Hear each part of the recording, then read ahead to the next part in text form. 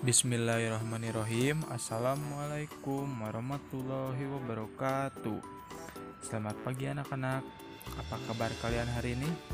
Semoga kita semua selalu ada di dalam lindungan Allah Subhanahu wa taala ya. Nah, anak-anak, di video pembelajaran kali ini Bapak akan membahas tentang tematik tema 4, subtema 1, pembelajaran 5 dan 6. Nah, untuk tujuan pembelajarannya, yang pertama, mengetahui teknik menggambar 3 dimensi. Yang kedua, mengetahui kegiatan ekonomi dan pekerjaan yang terkait. Yang ketiga, memberi pendapat tentang inti cerita. Dan yang terakhir, yang keempat, mengetahui nilai-nilai Pancasila dalam tokoh cerita. Kita masuk ke materi yang pertama, yaitu teknik menggambar 3 dimensi. Gambar 3 dimensi memiliki panjang, lebar, dan tinggi. Untuk membuatnya, kita dapat memproyeksikan suatu benda dalam sudut atau kemiringan tertentu dengan menggunakan titik silang. Pada titik silang, seakan-akan objek menjadi tidak nampak pada pandangan mata.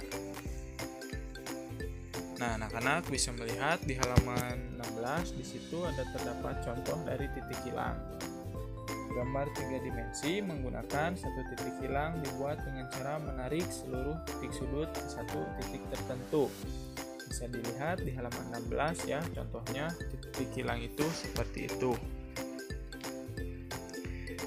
Nah, nanti untuk tugasnya anak-anak mengerjakan yang halaman 16 juga. Di sana ada ayo berlatih tentang membuat gambar rumah nelayan dan pemandangan.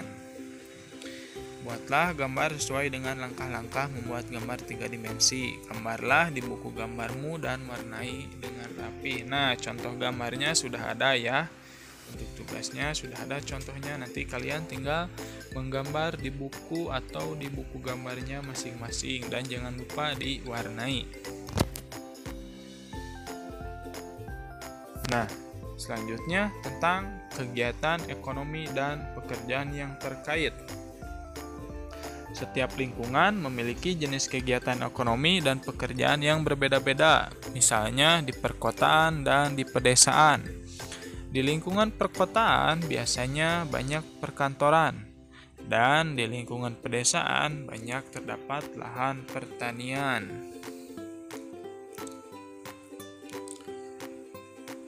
Oleh karena itu, di perkotaan banyak yang bekerja sebagai karyawan kantor, satpam, penjaga toko, dan pemilik toko.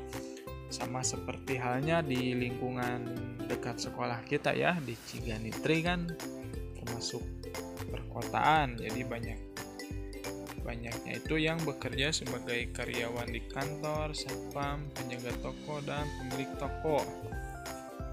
Sedangkan di pedesaan banyak yang bekerja sebagai petani, pemilik lahan pertanian, distributor pertanian, peternak, dan penjual pakan ternak. Nah, beda lagi kalau misalkan di pedesaan. Di pedesaan rata-rata orang-orangnya itu bekerja di pertanian atau peternakan, seperti itu. Nah, kalian bisa melihat di sini tugasnya ada, perhatikan gambar berikut lalu kerjakan soalnya. Menjelaskan kegiatan ekonomi dan berbagai jenis pekerjaan. Bisa dilihat itu halaman 18 dan halaman 19.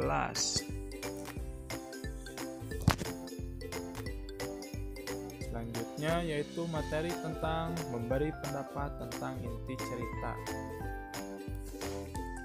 Salah satu langkah mengulas isi buku adalah dengan menentukan inti dari cerita yang terdapat di dalam buku sastra. Selain tokoh, untuk menentukan inti cerita, kita juga harus mengetahui tentang jalan atau alur dalam cerita tersebut. Di dalam sebuah cerita, biasanya terdapat suatu permasalahan yang membuat cerita lebih berwarna yang disebut dengan konflik.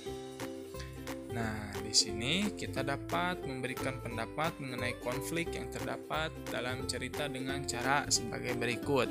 Nah, ini caranya seperti ini ya. Yang pertama, bacalah cerita dengan cermat termasuk dialog yang terjadi antar tokoh. Yang kedua, carilah suatu paragraf yang memuat sebuah masalah, pertentangan atau perdebatan. Lalu yang ketiga, carilah penyebab awal munculnya permasalahan atau konflik di dalam cerita tersebut. Dan yang terakhir, yang keempat, carilah bagaimana permasalahan dalam cerita tersebut bisa diselesaikan. Jika sudah mengetahui serta dapat memberi pendapat terhadap perilaku tokoh dan konflik yang terdapat dalam cerita, kita dapat menentukan inti dari cerita tersebut. Nah, jadi cerita tersebut itu menceritakan tentang apa intinya. Nah, yang barusan Bapak sebutkan itu tahap-tahap untuk mengetahui inti dari cerita tersebut, seperti itu. Nah, di sini untuk tugasnya ada di halaman 20 sampai 21 ya. Karena nanti dibaca ceritanya tentang liburan Arya di kampung halaman. Lalu di sini ada 3 soal untuk dijawab. Nah,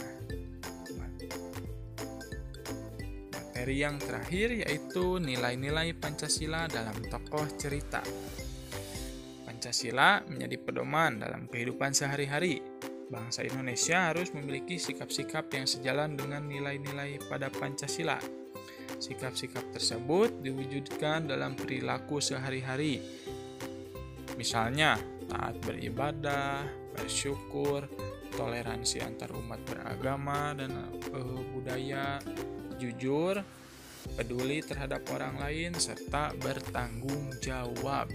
Nah, kita sebagai manusia harus bertanggung jawab atas apa yang akan kita kerjakan, apa yang akan kita lakukan ya. Mungkin materi dari Bapak untuk hari ini dicukupkan sekian, dan apabila ada yang kurang dipahami boleh ditanyakan langsung kepada guru kelasnya masing-masing atau ke wali kelasnya masing-masing. Bapak tutup. Wabillahi taufiq wal hidayah. Wassalamualaikum warahmatullahi wabarakatuh.